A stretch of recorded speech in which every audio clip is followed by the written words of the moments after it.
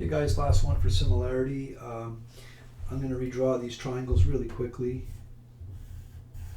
Right there I'm looking at ABC. And we know that that's similar to the big outside triangle because of these parallel lines, which is A, D, E. And I'm going to go ahead and label. I know that that's an 8, and that's a 10, and that's a 4. I have all three sides of that small triangle. And AD is x plus 8. It's not x, right? It's x plus 8. And then this side over here is a 10.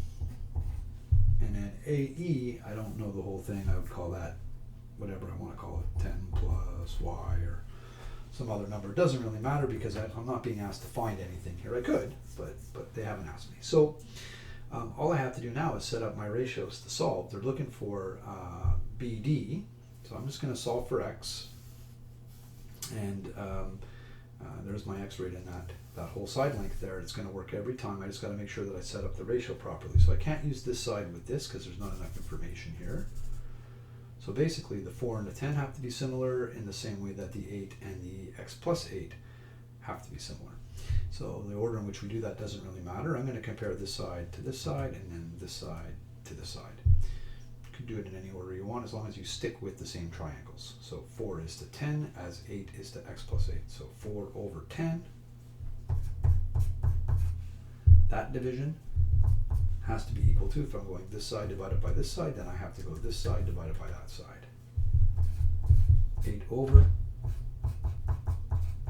x plus 8. Now that's ugly, but when we do the cross multiplication, watch what happens. 4 times x plus 8, I'll just call that 4 times x plus 8 is equal to 8 times 10, which I know is 80. So now, more than one way to do this, but I'll do it the longer way, the way that's consistent.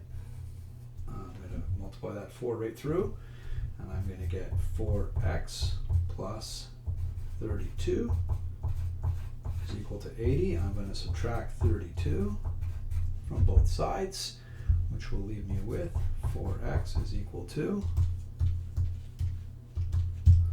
48. Now I'm going to divide both sides by 4. And when I do that,